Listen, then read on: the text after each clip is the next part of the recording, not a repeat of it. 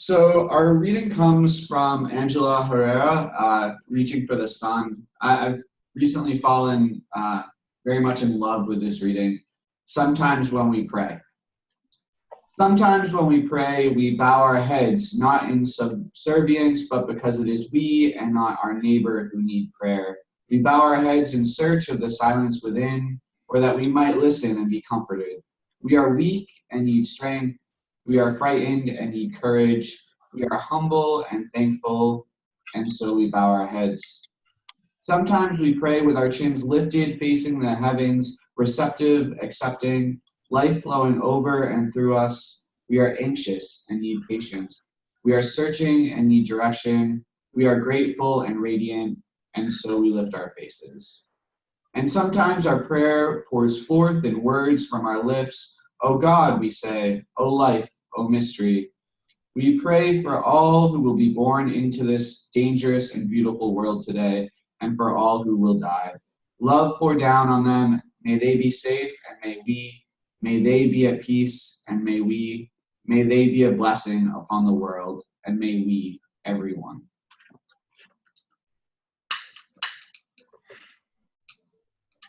So friends, my name is Bart Frost. I serve as Director of Youth and Young Adult Ministries at our Unitarian Universalist Association, and I'm here in Boston. The way we typically do this is through mutual invitation, and there's not too many of us on the call right now, so I think we can still do it in that way. So if you could just say your name and where you're from and maybe what brings you to this call today, that would be fantastic. And Erica, would you like to start us off? Sure, I'm Erica Shadowsong. I'm the Interim Director of Religious Education in Media, Pennsylvania. And I have seen the show appear on my Netflix thing and I ignored it. But I started to see conversations on Facebook around it. And then I started to see conversations from other RE directors and people, teachers expressing a lot of concern. So it sounded like something I should be educated about, and hopefully without having to watch it myself. And Erica, would you like to pass it to someone? Sure, Jenica. Thanks, Erica. I'm Jenica Davis-Hackett, and I am the Youth Ministry Associate in the Office of Youth and Young Adult Ministries, and I live in Salt Lake City, Utah. And I admit I have not seen this series, but I wanted to come to this in support of Bart's facilitation, and also to get a sense of how religious educators can use this in conversation with our youth. And I'll pass it to Katie. Hi all, I'm Katie Cartman. I serve Emerson in Houston, Texas. And yeah, it's one of those things that I feel should be on my radar, and again, don't really want to watch. And Jelena, are you able to unmute? Oh, she says 1 sec. So let's see. Scott, are you here? I am. I can hear all of you. I don't know if you can see me. My web camera's not working very well, but did it work? You can hear me? Yes, we can hear you, Jolena. No. Hold on. Sorry. 1 second.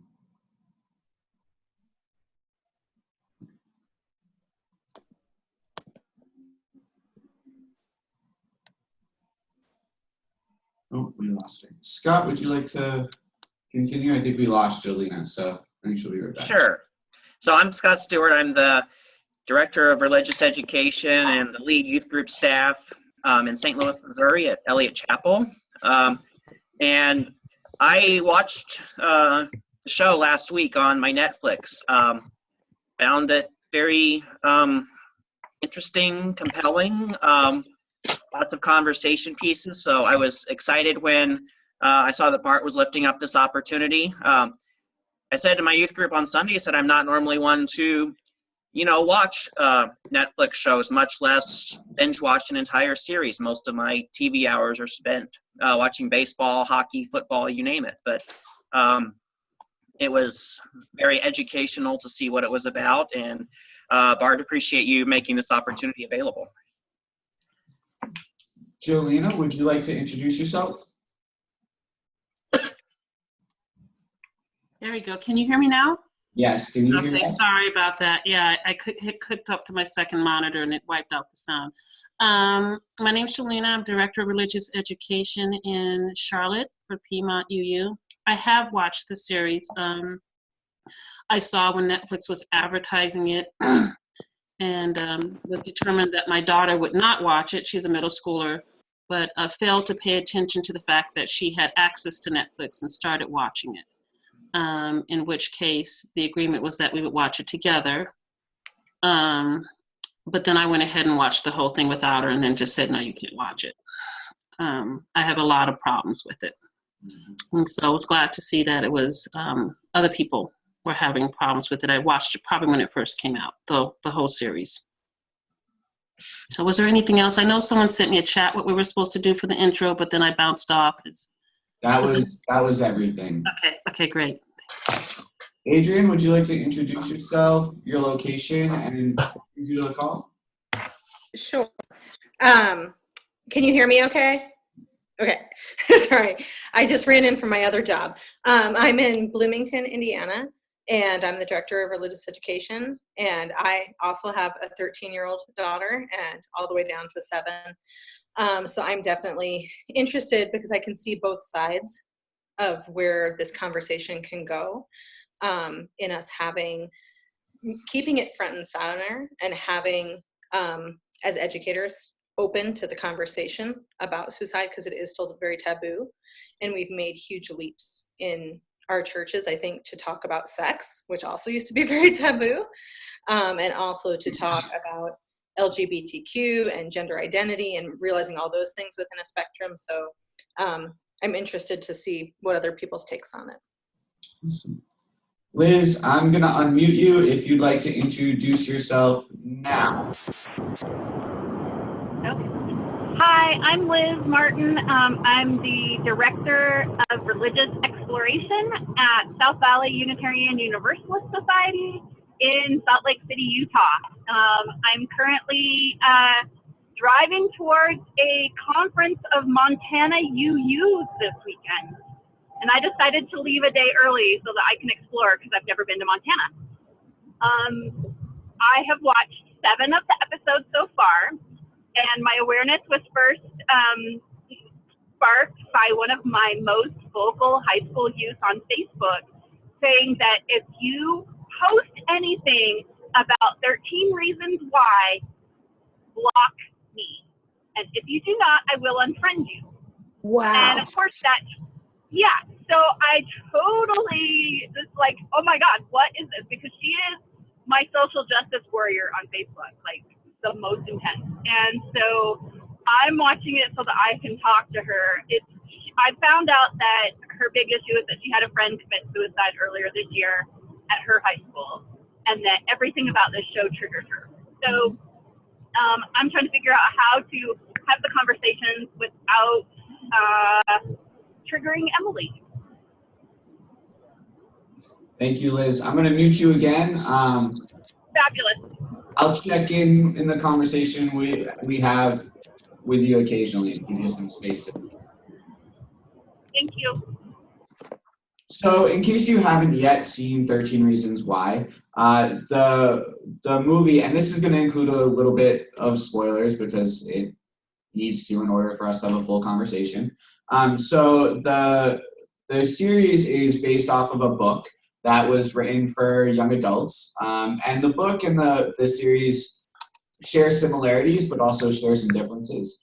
The title comes from the Hannah Baker, the narrator, commits suicide, and she leaves as her suicide note a series of 13 tapes, the 13 Reasons Why. Cassette tapes, that's relevant, sort of.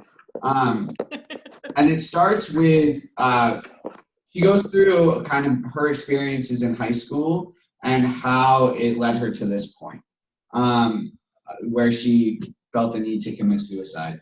It involves graphic portrayal of rape, 2 instances of rape, as well as portrayal of her suicide, which my understanding, I haven't read the book, but my understanding is in the book she actually commits suicide by pills, but in the movie she cuts her wrists. It also depicts lots of gossip and betrayal amongst friend groups, including objectification of Hannah and her peers, by her peers, as well as betrayal of trust, sharing of intimate photos. It kind of hits, for me, it hit really close to home, if I can be honest. I had a friend that committed suicide in high school. It's triggering in other aspects that I'm not exactly willing to talk about on a recorded Zoom meeting at this moment. And so I felt it hit really close to home. And I knew as soon as, I knew I was going to watch it anyways, even though I knew it was probably going to be bad for me. I make poor decisions sometimes. And as soon as I watched it, it's actually the most watched series on Netflix right now, which is pretty stunning. And I know that our young people are talking about it.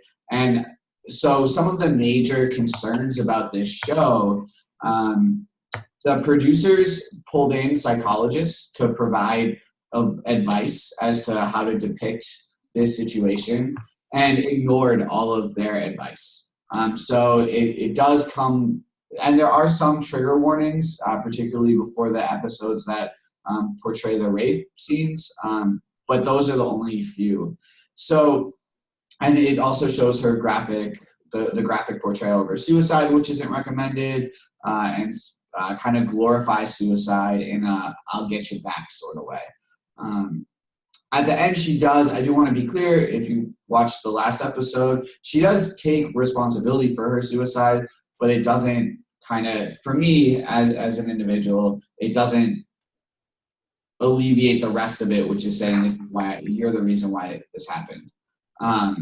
So it's problematic in certain ways, and it's also being watched by an entire generation of young people, an entire generation of young adults, folks who, minus the folks who have stepped away because of the trigger warnings, and they're talking about it. And I think it's important as religious professionals that we're also a part of these conversations and can support each other as well. The fact that it does bring up suicide in this way means that we can have this conversation. And so I'm going to share some resources as we go through, and I'd love to hear kind of what y'all's opinion is. If you click on the participants tab at the bottom of your screen, you can raise your hand in case you don't have your video up, or you can just raise your hand, or we can kind of use you can mute or unmute to tag yourself in and out. But for those of you who have seen it, I'm interested, or have heard your youth in your congregation talk about it. I'm interested to hear your perspectives on the show.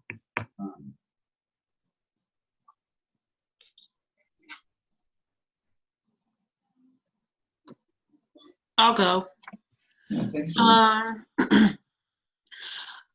My initial issues with the show, believe it or not, were not the topics, but the fact that Hollywood, Netflix was presenting the topics with in the context of very good-looking teens. They were making it appealing, all of it. So they've made it very appealing. Just the ad itself, it's this really cute boy, and so they were drawing kids into it. So that was my first issue. And then, of course, as you go through, there's this tormenting that's happening on the flip side. And I just thought, there's way too many kids who can be on either side of this conversation without the conversation of, even the idea of what she's doing outside of the suicide, the idea of how she's blaming people, and there's no way for them to repair the ruptures. It was, and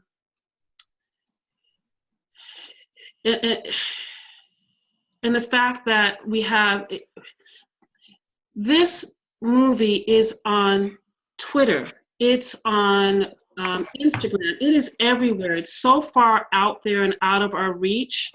And it's And it looks and it feels good. It feels good to be a part of this kind of, I don't know the word.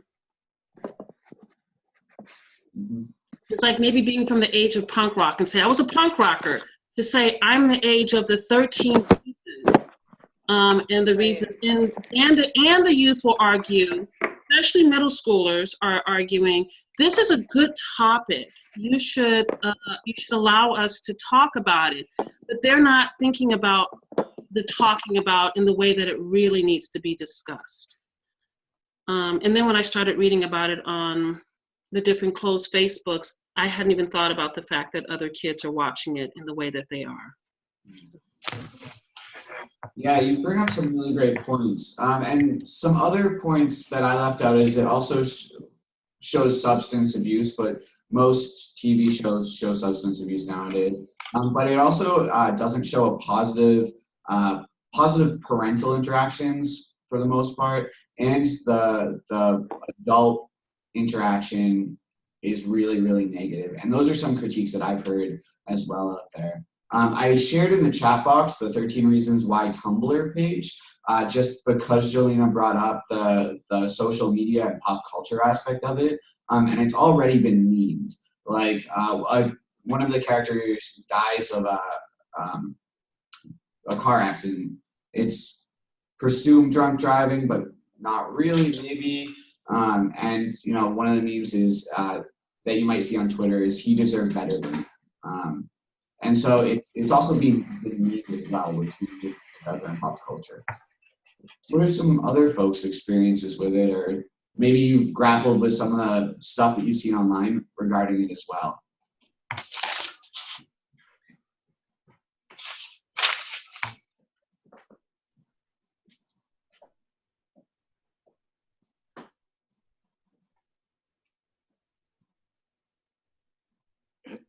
But I have a question. I know there's a pause. Do you know if the suicide rate has gone up? That's what I'm surprised that it hasn't in what I've seen, but you seem to have more of a pulse on it than I do. I haven't heard about it, and I think it's something that we won't be able to see right now. I think that's one of those things that it lingers, you know, and that's something I feel this show, you know, I think about it a week later after I finish it, I'm still like, oh shoot, like, and so I think this might become something. And I also think that if we have these conversations and we make it clear and we're supporting our young people, there might not be a trend that follows it. But that's the other aspect too, is that I know even amongst some other groups that you don't publicize suicide because it creates a trend. Trend's not a right word, but it cascades. So that's some concerns as well. Thank you. Can you hear me? Mm-hmm. Okay, I have a question. Can you talk a little bit more about the cascading? I don't have a lot of experience with this topic, so I'm curious to know what the experience and recommendations are around that and why.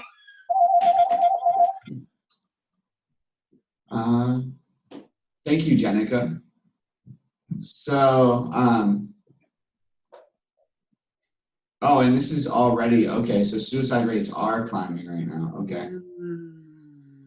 And so I can put here, I'll put a link from the chat box about media guidelines around suicide. And I'll save the chat box, and when we upload this to YouTube, we'll put that in the description box as well. Thanks.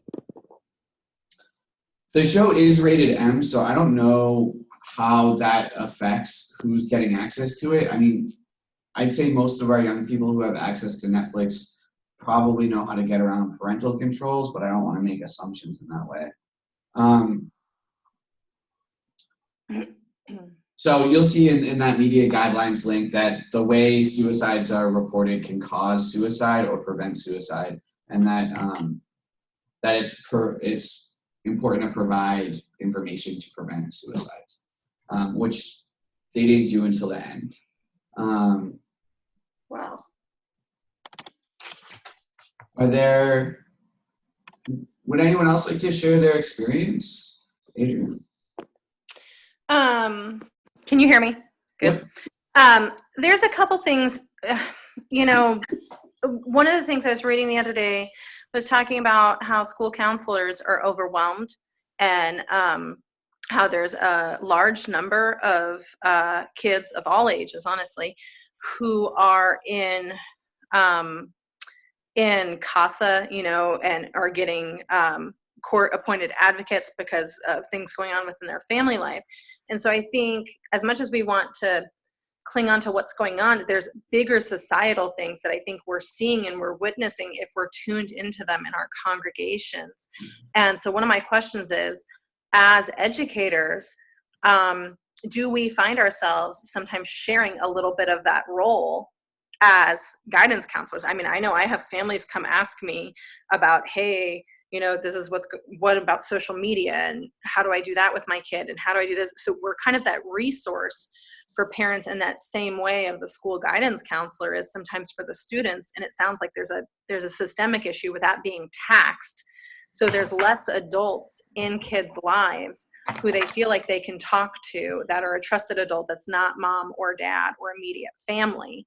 So that's one aspect. And I bring it up in OWL all the time, starting when I teach OWL at 1st and 2nd grade, that who else is in your kid's life that they could talk to, that they know they can talk to about silly or serious. And because our kids are so connected nowadays too, and they do approach some of this, which I think is really interesting, of the social media aspects, that kids are so connected, but they're disconnected because these are very transparent. They're not often very deep. They're very disposable. And there was one part in the series where, even though you move, and sometimes that's a fresh start to start new, someone shares that, and that got to your new school before you get there. So this innocence that we used to have as kids, being able to make stupid mistakes and them not following you forever. I mean, thank goodness Instagram and Snapchat and all that stuff wasn't around when I was a kid, because those things follow. So I think there's some parts there to tease out that we can be having conversations about, without actually having conversations about suicide, but actually elements that add to it, and it goes back, like with our alimony, if someone's sexually assaulted, they are higher risk of committing suicide. So the fact that they do have sexual assault in it is really actually very relevant. Mm-hmm. Yeah, and I really appreciate your question about how much of a role of guidance counselors do we take on, because I think that, maybe not as directors of programs in congregations, even though I know in many small congregations that is the case, but our youth advisors also take on a very personal role, and coming of age mentors, and how do those relationships build on each other as well, and how can we resource our volunteers who might not feel up to this task as well. Mm-hmm. Scott, I see you unmuted. Do you want to jump in?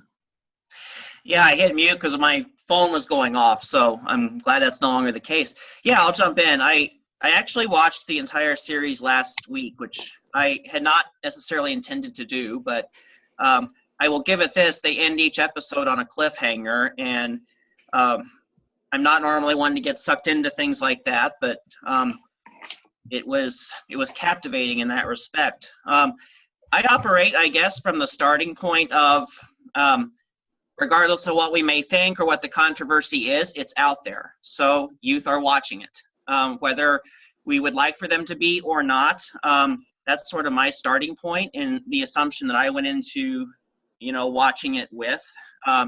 So I think the piece that I sort of take out of it is how can this be used as a positive moving forward in terms of conversations, both with youth themselves, but with parents, and raising awareness around a whole long list of reasons and topics that are relevant to youth. And some of those we've already talked about here, certainly suicide being one of them, but rape, sexual assault, peer pressure, the impact of social media, photo sharing, role of adults and whatnot. And one of the things that I was thinking about last week is that I do feel like it's an opportunity.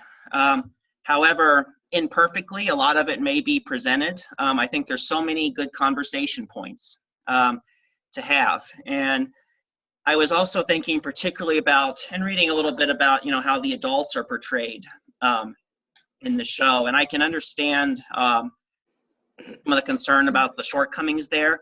I also fear, though, that portrayal, at least in the lives of many youth, is more realistic than we might think. Parents that just aren't as clued in as they might otherwise be. Adults in a position to provide support and guidance that dismiss it or don't do as much as they could.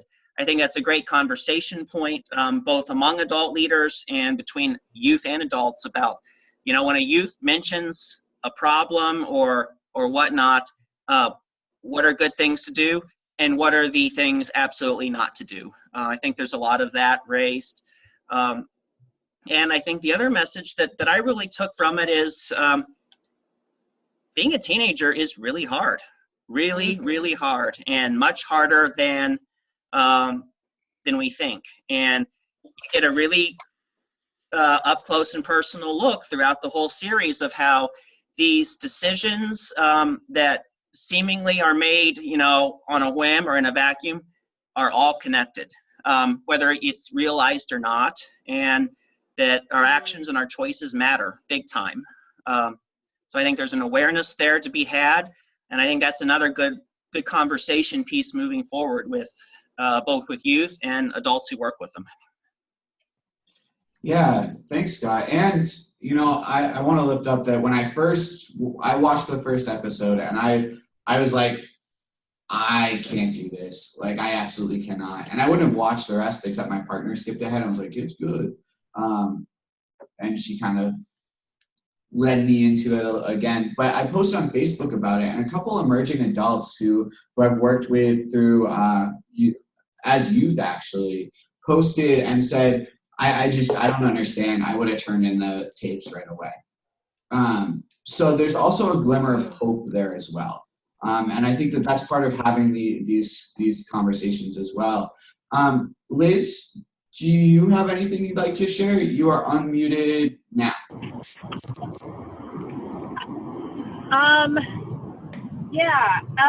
Sorry, I wasn't thinking about preparing to say something.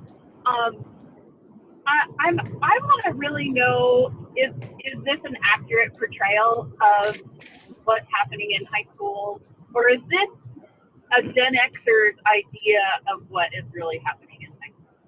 Like, I'm having issues watching it, and like I said, I'm only halfway through, but I'm having issues watching it, believing that in 2017 people have the kind of hang-up about homosexuality and promiscuity that they're portraying in this show. So that's one thing that I haven't heard anybody else talk about that I'd like to talk about. And I guess ultimately, I agree with the person who said, we need to know about this just because it's part of cultural competency in working with youth, because everybody's talking about it. I surveyed my junior high class and discovered that, half of them have already watched it, and none of their parents are aware that they've watched it. So, yeah, I think that's all I really have to say. Awesome. Thanks, Liz. I want to lift up, so Jules wrote me a really long email. She wasn't able to join today, but she actually attended a question and answer session with the book's author, Jay Asher. And I just wanted to share, because Liz, you kind of tied this in. During the Q&A session, Mr. Asher shared that one of his motivations for writing the book came from a close teen relative that survived a suicide attempt. He also spoke of the research he had done prior to writing the book, and I believe his intention was to bring awareness to this epidemic. Unfortunately, whatever message he was trying to convey is lost in the graphic depictions of bullying, cruelty, sexual assault, rape, the absence of caring and engaged adult role models, and the act of suicide itself. I'm going to share some of Jules' reflections just as we have a conversation to bring in her voice as well. But I think you know, one of the things that I've heard is that some of these things are happening. And I wondered too, Liz, about, you know, is this an accurate portrayal of youth culture and experience today? And I think the answer would really depend on geographical location and, you know, where folks are at. And one of the things that is true, as an aside, is none of the kids go to church. So they got that one right. But I think that's something we have to ask, and I think that might be a good starting point, you know, into these conversations with our young people. How much of this is reflected in your community? Katie, do you have any thoughts? Just trying to pull everyone into the conversation.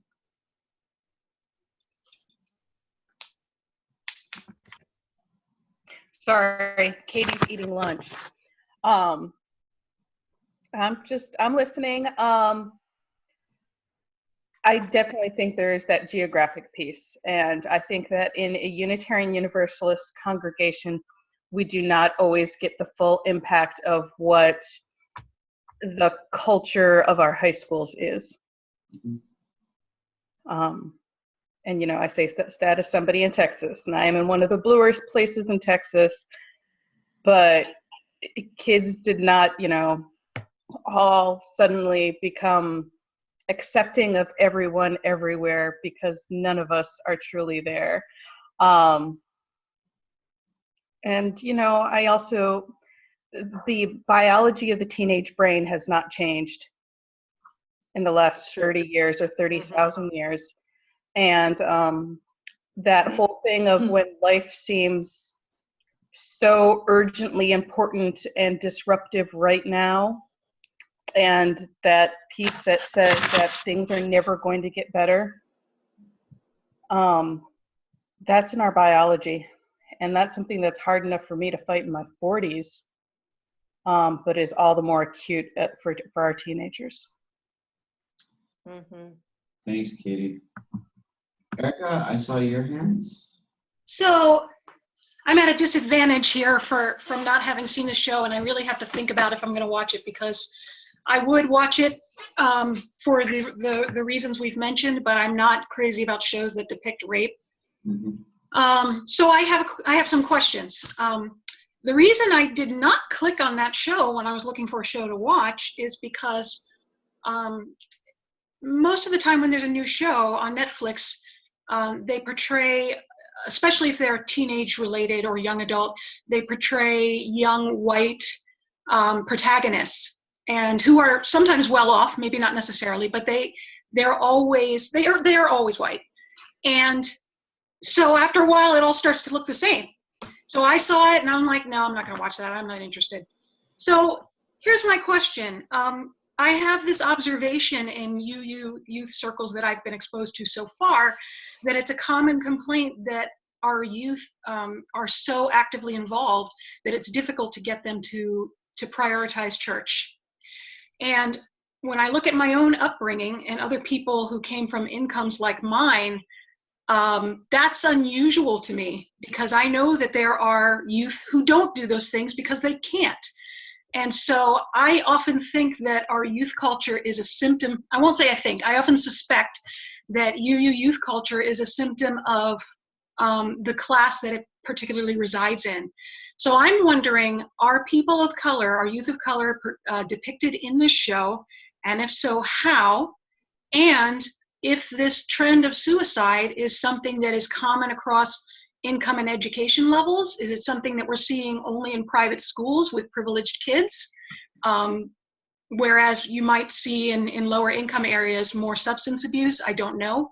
But I have so far experienced this strange, stressed out culture of a specific group of youth. So that's kind of the questions I'm asking. So there are youth of color portrayed in the show. They're all pretty much portrayed as upper middle class, except for one character who is also revealed to be gay at a later date within the show. and he's of a lower socioeconomic class, and he's also like the moral, well, I don't know if he's the moral fortitude, because he also is kind of perpetuating the silence by like following the protagonist's wishes. But for those of you who saw the show, I mean, I don't want to speak to experiences that I don't personally know, but I definitely witnessed that most of the characters are upper middle class. I think there's 2 that would be considered of a lower socioeconomic. Erica, that is the conversation I had with my daughter when I was partly explaining. I said, one of the things is, and that was kind of was getting at the beginning, what everybody looks like. You know, all the kids would probably had braces. It was, I'm not going to say that none of the kids were traumatized, but it's not the kind of trauma. I'm an educator by profession outside of being a DRE, and it's not the kind of trauma that the kids that I've dealt with my entire, career. And the kids that I've dealt with most of my career have had, it wasn't just rape at a drinking party, it was gang raped as whatever was a part of the need at the time of whatever context they were in, bad need. And so, and suicide for whatever reason was not how they were, it was not how they were handling. They were choosing other ways, but it wasn't that. And we were looking out for it. So I think that just needs to be a part of the conversation. I would have to say, among the general being angry as I was watching it, because I felt more or less than suicide, you guys, I felt that it was going to cause kids to become cutters. Because that was more tension, especially for the girls, because this boy was falling more and more in love with her as he was listening to the tapes, is what I felt. But at the very end, the worst person of all of the people who are accused is the Black counselor. And then I was like, I'm done. I was just like, I'm done. Like, the key role here that he has, he's been looking kind of like, and then he was the worst of all of them because she told him. And he's just like, and I was just like, could they not have given that role to somebody else?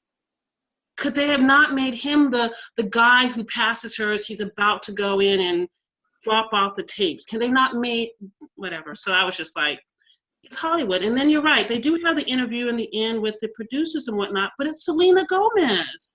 I mean, I just feel like the whole thing is about teens being played. And the adults who want to talk with the teens about it being handicapped because of the way they're doing it. Like, you just don't want to talk about this. No, I do want to talk about this, but this is not the place to do it. So I'm kind of looking for also other media opportunities to have the conversations that don't rely on 13 Reasons, which does a great job of bringing in a lot of really important topics and painting it, with rainbow colors. And yeah, I really appreciate bringing that analysis around causing self-harm or encouraging self-harm, because the end scene is actually Clay, who's the young man who gets the tapes, who had a crush on her, and he's one of the reasons, but not really, according to the narrator. He finds out that there's a scene with a barista, another teen, Sky, who is a cutter, and he sees her scars, and then the 2 of them plus 2 other characters kind of drive away into the sunset at the end, kind of like they're gonna save. So I appreciate that, and I just want to thank you for sharing your perspective, because I think it's important. It kind of, if I may say so, it kind of sucks that this is how this is being brought to light in our pop culture. And I'm also wondering how do we also grasp that opportunity and turn it towards healing? So I'm actually going to share with y'all what Jules said about it. And this is going to echo some of what you've already heard. So Jules said that she can't condone the show because of she has a great concern about the trauma or re-trauma it could bring to our young people. And friends, if you have any resources, you've seen stuff about this, please pop it in the chat box. Thank you, Scott, for throwing in the wallet resource. I really appreciate that. So Jules says, first, be aware and prepare yourself to address numerous depictions of bullying, cruelty, sexual assault, and 2 instances of rape in both the book and the screen adaptation. Begin the conversation by asking if the young people in your lives have read or seen it. Watch for signs of depression, isolation, self-harm, and any new or intensified displays of emotions. If they have seen it, ask them to tell you about it. Listen carefully not only to their words, but to their silence and their behaviors. One of the disappointing elements of 13 Reasons Why is the lack of positive adult involvement in young people's lives. Be that positive adult even if they try to push you away. I think that's one of the things I'd like to say out loud is that many of our religious educators and youth advisors try very hard to be that positive adult. And I think that's a great part of our ministry to our young people.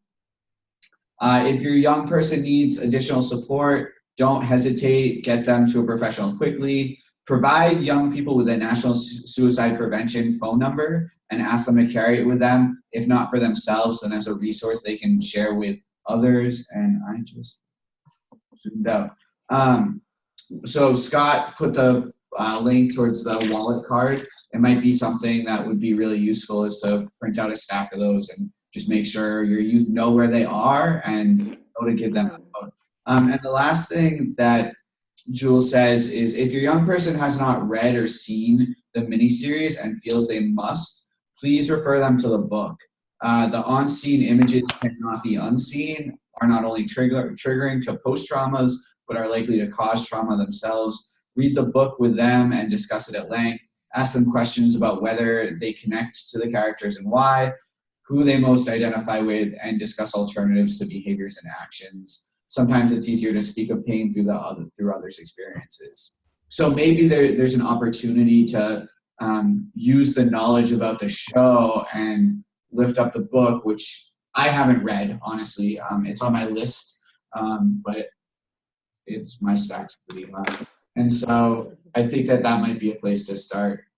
I do want to, we have about 15 minutes left. I want to share a resource and then provide some opportunity for some wrap-up conversation and then a closing. So I'm going to share a screen on my second screen. Hopefully I don't break it. Thank you, Jelena, for lifting up about making this an opportunity too. So I'm going to share a screen. This is from a Christian youth ministry website. I shared it to the UU Religious Educators group. So Conversations on the Fringe is one of the better, I read a lot of youth ministry, online Christian youth ministry resources, and I found Conversations on the Fringe to be a little bit more progressive. So they do have qualified Christian youth pastors, senior, very experienced, but they also have psychologists on their staff, specifically to address hard questions. So one of the websites I check out frequently is youthspecialties.com, and that's more of like a curator. And I found some really disappointing articles on there about like responding to LGBTQ youth in your church, and you like click on it being like, is this going to be the one? And it's like, no. Or like responding to sexual relationships in your youth group and sexual tension. You're like, is this? No. Conversations on the Fringe, though, I found to be a lot more realistic and maintains a progressive lens. Now, if they watch this on YouTube and they disagree with that, they'll send me an email. I did send them a Facebook message asking about creating like a UU supplemental to their study guide, which is what I'm about to show you all. But I never heard back from them. So I'm not sure how they feel about that. And so what I'm going to say is I don't have the creators' permissions to blast this. I think it's a great resource, though. They put it on the internet for free. And I think that I wouldn't necessarily, use all of the Bible verses that they use. I'd probably pepper in some other sources of wisdom according to our sources. But their Bible verses that they use aren't bad, at least for the 3 discussion guides that I've read. And there's now 5. So there's the discussion, the leader's guide, which is super useful. But I'm going to just show you all tape 1, side A, episode 1. So it's structured really well with an invocation. It gives background shots. So Erica, if you don't want to watch it, you could read it here, and that will give you, I mean, it won't give you all of the like Easter eggs or like the nuance, but it gives you the gist, and enough that you could probably, if there are youth who weren't allowed to watch it, but you still felt like you needed to have a conversation, you could. Because I also want to, and this might be a resource that I might give to parents and say, if you're going to watch this with your kid, here's a way you can frame it in a religious way. And maybe give them some notes about bringing our values in, maybe some addendums on the page. So it's about, what did you notice? Did you catch it? So some other stuff about some like stuff that you kind of have to see in the show. Oh, thanks, Scott, for sharing the JD Foundation. Talking points, and I was actually really surprised because this episode, so this is the episode where her first relationship goes really negative, and a photo of her gets shared, and there's some bragging about what she did and didn't do, and some rumors spread. And so I was really impressed with Conversations on the Fringe, because I'm not reading any like slut shaming in these discussion guides, which I think is really important for these conversations. So the other thing that I really like is not just the poster, okay, but I really like the orthopraxy section, living in the tension of what we know and what we do. I think this really brings it home for folks, and I think this is a good resource. And I wonder how we could incorporate this into some of our other work as well. And so then it also has relevant Bible passages. So Proverbs 20:19. I looked this up like 2 weeks ago. It's don't associate with babblers, which is relevant. Don't gossip. And that's kind of the thread there. The Ephesians letters are a little bit more, might be harder for our people to take in. And then there's extra education and resources as well. And then an extra reflection, and then a benediction. The Heavenly Father language might not work for our young people, but I think we could adapt it a little bit. They wouldn't be that opposed. They haven't said don't yet. So, of course, silence is not consent. So, just to be clear. So, and Netflix did, and something else to lift up is Netflix also has put resources on their webpage. So if you go to the Netflix on a browser, you go to the 13 Reasons Why, you'll see the Suicide Foundation stuff. You'll see some extra resources as well. But what are y'all's closing thoughts?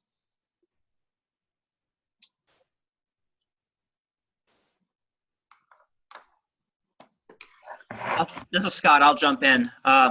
So we had about 5 minutes in youth group on Sunday to address this, and just by happenstance in the calendar, it's our last youth group session actually in the room for this church year. So we didn't have a lot of time to really unpack it or go in depth like we might otherwise. But I told them that one of the themes I noticed among others that we've mentioned is that it felt to me like pretty much all of the main characters, even the kids who are portrayed as the most popular on the surface and whatnot, still seemed very isolated and very alone. And one of the things that made me think about was, how might things have been different, either in real life or in Hollywood, if any of those youth portrayed in the show had a youth group or a supportive peer group or whatnot outside of their school setting. And the piece I just wanted to lift up to them is, if you take nothing else out of youth group this year, I hope you take out the fact that there are both peers and adults who care about you and support you, and that's something that I hope you feel and will carry with you moving forward. So I'll hit my pause button there.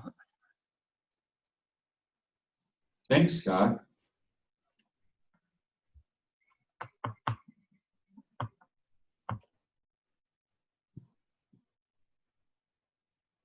I'll just say that we are going to be making an opportunity of this. So Scott, again, thank you for reminding me of that.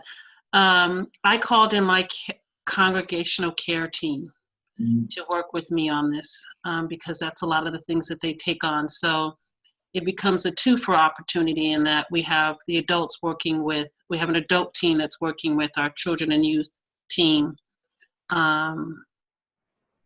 And we're going to unpack it and then figure out how we're going to deliver. I am curious, is a recommendation, or people thinking that they will have their youth read the book? I like that idea that Jules gave, don't let them watch the movie because you can't unsee things. But rather than avoid it, to approach it, kind of like reason why we have OWL and the sex ed part of OWL, rather than avoid it, to approach it and to inform. But I was just curious what others were thinking they might do. Thank you. Can I follow that? Yeah. Okay. Yeah, I'm thinking about that too. I like the principle behind it. I personally would be very wary of encouraging or creating a situation where people felt that they needed to read the book because the rest of us are. Maybe I was an unusual teenager, but I read a lot, and a lot of stuff that wasn't necessarily for me to read. And I've been traumatized by books. So I would kind of pause on that myself, but I still think it's a good option.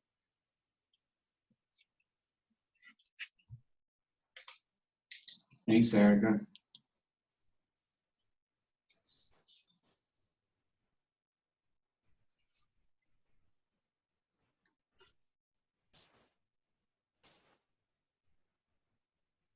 Katie, Adrian, Jenica, you have any thoughts?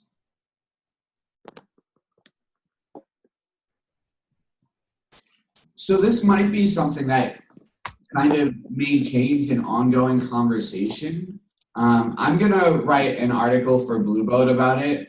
And actually the reason why I did this before that is I wanted to hear the thoughts of some religious educators on the ground.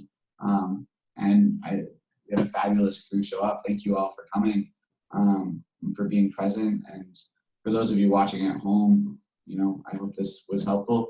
And so if you have any thoughts or anything that you'd like to share in writing, I'd love to share your voices in Blue Boat as well. I did take a couple notes, some of the questions that y'all lifted up, some of the thoughts about, how it centers whiteness and class in a way that's difficult, as well as bringing the congregational care team as a resource.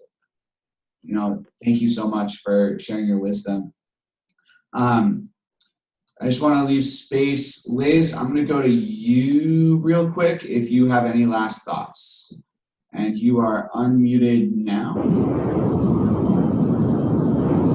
Yeah, so I'm trying to think of what my next steps are now that I've done some education myself, and I'm thinking maybe I'll do some sort of talking/listening circles about different topics that have come up in the show, so that it's not so central to 13 Reasons Why, but the issues that are brought up we're going to talk about. And if 13 Reasons Why comes up, then we'll talk about it.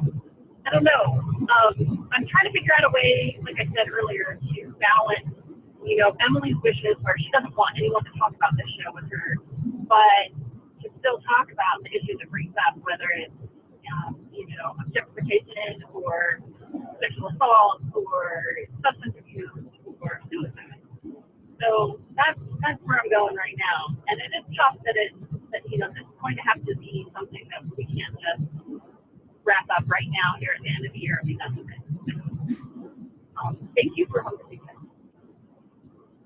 Thanks, Liz.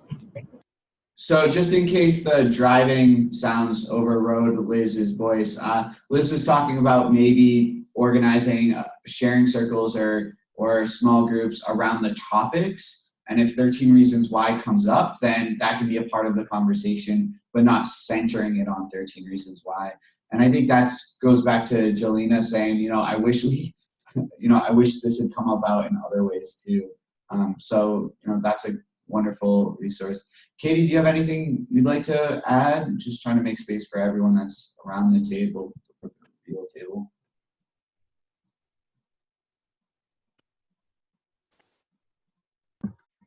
I'm good.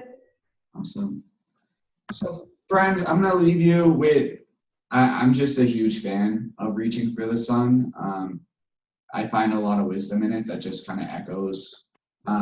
So I'm going to share with you Angela Herrera's prayer for travelers, because I think our young people are travelers and we travel with them. And so this echoed with me as well. This is a prayer for all the travelers, for the ones who start out in beauty, who fall from grace, who step gingerly looking for the way back, and for those who are born in the margins, who can travel from one liminal space to another, crossing boundaries in search of center. This is a prayer for the ones whose births are passing from darkness to darkness, who all their lives are drawn to look toward the light and keep moving, and for those whose journeys are a winding road that begins and ends in the same place. Though only when the journey is completed do they finally know where they are. For all the travelers, young and old, aching and joyful, weary and full of life, the ones who are here and the ones who are not here, the ones who are like you and they're all like you, and the ones who are different, for in some ways we each travel alone. This is a prayer for traveling mercies and sure-footedness, for clear vision and bread for your body and spirit, and water for your safe arrival, and for everyone you see along the way. Thank you, friends. Erica, in the chat box, you asked about possible resources. I'm hoping that we can prioritize getting this video up onto our Blue Boat channel on YouTube. If you Google YouTube Blue Boat channel, it should come up. Blue Boat is our blog. I'm hoping to get this video up relatively soon with the shared resources in the chat box. The Blue Boat article should be sometime next week. I plan to spend tomorrow morning writing. So thank you, friends, and blessings on your journeys. Thank you, Bart. Thank you.